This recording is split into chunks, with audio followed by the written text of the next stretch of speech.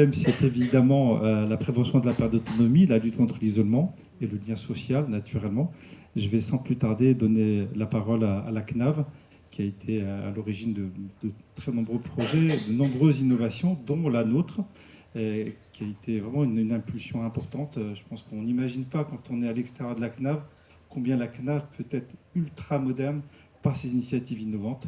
Et je l'ai vécu de très près aux côtés de Madame Fouquet, et je veux vraiment la remercier très fort. Aujourd'hui, je renouvelle mes remerciements à chaque fois, mais c'est un remerciement sincère, parce que c'est une vraie impulsion, une vraie modernité, où des dispositifs numériques innovants étaient mis au service d'une cause majeure, naturellement, qui devient de plus en plus majeure avec l'accélération du vieillissement de la population. Et donc, je veux vraiment la remercier et saluer son action. Et je lui passe la parole. Notre action sociale, c'est une action en faveur de l'autonomie des retraités. Donc, nous sommes chargés d'assurer un accompagnement en complément ou en substitution des départements qui sont pilotes de l'action sociale depuis 2001 dans le cadre de l'APA. Et donc, nous accompagnons donc les retraités autonomes pour reculer le plus possible la dépendance et donc la perte d'autonomie. L'enjeu principal, il est de dire que cette politique, elle doit se structurer, elle doit se coordonner. Il y a plein d'initiatives, il y a plein d'acteurs associatifs. Cet après-midi, les Petits Frères des Pauvres, qui sont une grande figure de la lutte contre l'isolement, tient aussi un workshop de cette même nature. Ils ont contribué à alerter l'opinion publique sur le fait de dire l'isolement est un vrai sujet de politique publique. Les chiffres sont très parlants, 500 000 personnes en situation de mort sociale, c'est-à-dire qu'ils n'ont aucun contact, et plusieurs millions dont les contacts affectifs, amicaux, de voisinage ou de vie sociale de proximité sont très dégradés. Ça veut donc dire que c'est possible et que ça donc, non seulement ça peut, mais ça doit marcher. Mais pour ça, ça suppose d'avoir la volonté de structurer une politique locale de l'isolement et donc d'identifier tous ceux des acteurs qui ont leur rôle à jouer. Chacun est détenteur d'une partie d'information. Le CCS, bien évidemment, parce qu'il a des publics qu'il connaît déjà, il organise du portage de repas, parfois il gère des résidences autonomie, les services à domicile qui franchissent le seuil, les gardiens d'immeubles qui connaissent les personnes âgées, les commerçants de proximité, les services infirmiers, les médecins. Chacun a une petite parcelle d'information. Donc, il y a besoin de coordonner et il y a besoin d'aller vers. Et donc moi, à l'occasion de la mission, et c'est pour ça que je suis présent aujourd'hui, j'ai regardé ceux des endroits où s'étaient déployées des expérimentations de cette nature. Salut Grenoble aussi, j'avais pas vu. Pardon s'il y a d'autres maires qui sont ou d'autres élus présents dans la salle, mais je salue ceux que je connais bien. Et donc, à l'occasion de la crise, j'ai échangé avec ceux des CCS qui, dans la situation de crise, utilisaient l'outil qu'ils avaient commencé à expérimenter dans le cadre de ce que la CNAV vient de vous présenter, avec moi quelque chose qui m'apparaît intéressant. Je vous ai cité l'ensemble des acteurs qui sont utiles, les professionnels de l'accompagnement à domicile, les bailleurs sociaux, les professionnels de santé, les commerçants, etc. Ça, c'est le premier message sur la structuration des réseaux sociaux comme acteurs de la lutte contre l'isolement et d'ailleurs plus largement comme acteurs des solidarités. Parce que ce type d'outil n'est pas que destiné aux personnes âgées, c'est aussi de la mise en relation. Comment j'ai quelqu'un qui peut me rendre service, qui peut être mon voisin, qui peut être juste à côté, qui peut être ponctuel, et il y a cette idée de tiers de confiance dans la mise en relation. Puis le deuxième volet, c'est aussi d'aller vers les publics qui parfois ne sont pas demandeurs, et on l'a vu notamment pendant la crise. Bien sûr, il y a les outils connectés, bien sûr, il y a le porte-à-porte, etc. Mais pour les publics concernés, il y a le bon vieux téléphone qui conserve son rôle d'expression et de recueil des besoins. Donc, certains CCS ont mis en place dans l'urgence des campagnes d'appel téléphonique entrant ou sortant. Aujourd'hui, ce qui a été ponctuel, la question qui se pose à vous, c'est comment vous pouvez le pérenniser.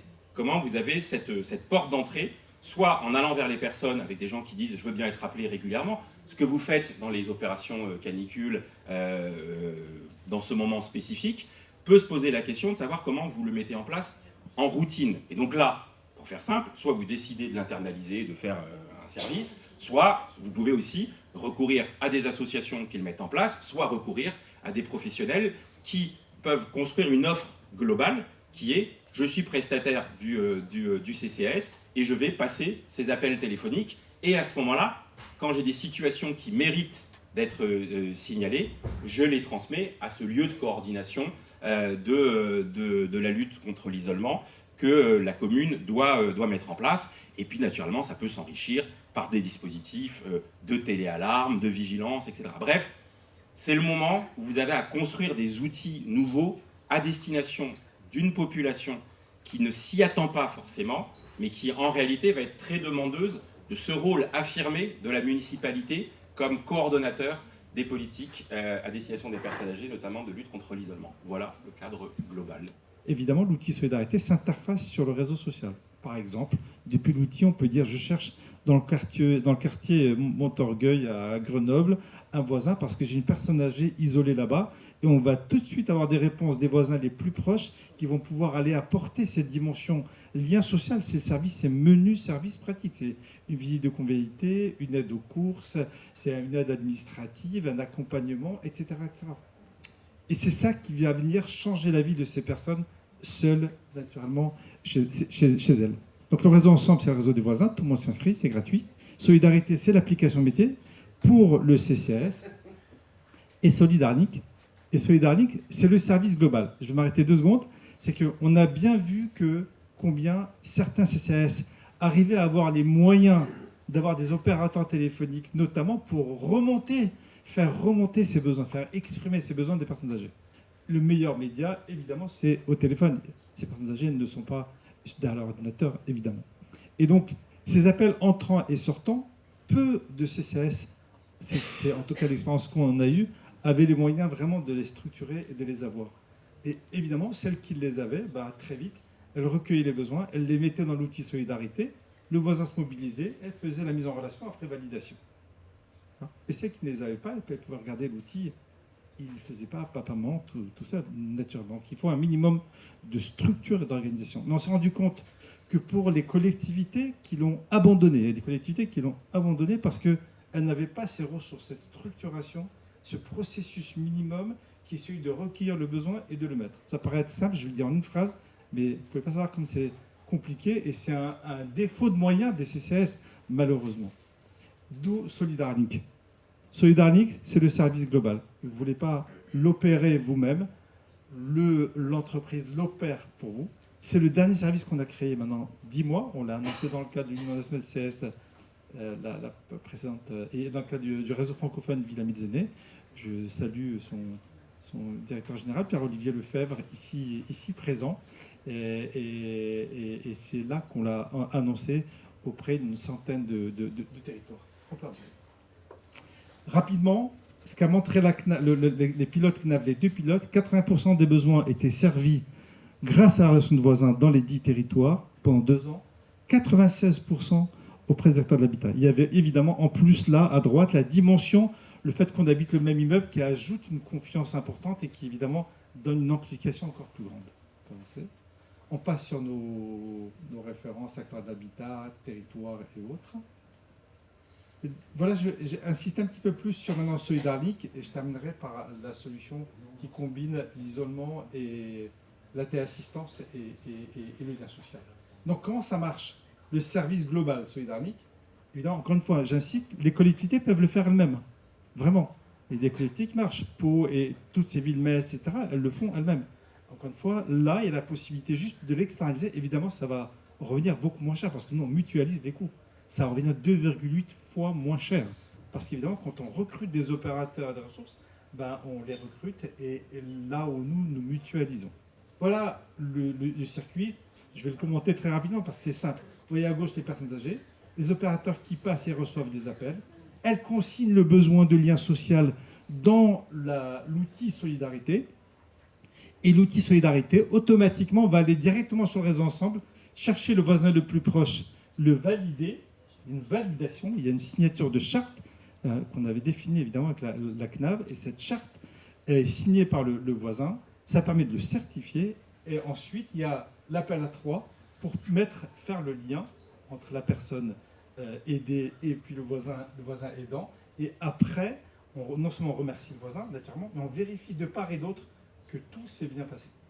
D'accord. Je ne rentre pas dans les détails parce qu'il y a beaucoup de déclinaisons, on a toute une documentation de tous les cas possibles qu'ont les opérateurs traitent. Mais tous ces cas possibles, ce n'est que le retour d'expérience de plus de 5 ans auprès des CCAS. On a évidemment appris beaucoup et beaucoup plus pendant la période des Covid. Je passe rapidement et on peut passer. Ça, c'est les opérateurs care managers formés par nos soins et qui, évidemment, qui bénéficient d'une formation contrôle continu. Évidemment, on va venir, nous, clairement, non seulement apporter une écoute, un réconfort, un soutien par des professionnels, mais aussi enrichir la vie sociale de ces personnes âgées par leurs voisins de l'immeuble, du quartier. Et enfin, évidemment, on va venir renforcer cette prévention de la perte d'autonomie, la lutte contre l'isolement. C'est le but. On peut avancer. Alors, ce Darling Alert, on l'annonce ici en avant-première. La caméra de film, et c'est une avant-première que nous faisons aujourd'hui. On peut avancer. Donc là, l'idée, c'est celle-là. Elle est résumée là. Tout ça est cadré avec des chiffres précis et en temps réel. On peut passer qui est derrière le téléphone, on le sait. On peut passer les bénéfices, je pense que vous avez compris. En tout cas, ça fera l'objet d'une prestation à part entière. On va commencer par, évidemment, le grand froid pour le mois de novembre-décembre. Et ça sera notre premier service de Solidarlink Alert. Je termine par Solidarlink Sérénité. Pardon. Là, c'est la combinaison de la téléassistance et du lien social. Tout ça pour dire que nous avons aujourd'hui, encore une fois, l'impulsion qu'a donnée la CNAV était très importante. Vous avez compris que tout ça ne découle que du début du pilote de la CNAV. C'est ça qui a fait naître l'ensemble de cette créativité et qui nous amène jusque-là. C'est une très grande innovation. Elle est vraiment mature parce qu'elle tombe dans de très nombreux territoires naturellement déjà, auprès de très nombreux bailleurs. Et évidemment, qui est-ce qui rentre dans la danse maintenant? C'est les mutuelles. Elles sont évidemment intéressées, elles, à l'inscrire dans le cadre de leur service de prévention et l'aide aux aidants pour les entreprises. Et voilà les mots sur lesquels je pourrais évidemment conclure. Passer la parole évidemment à notre partenaire Crédit Mutuel Arkea pour vous parler notamment de cette offre commune, urgence et lien social.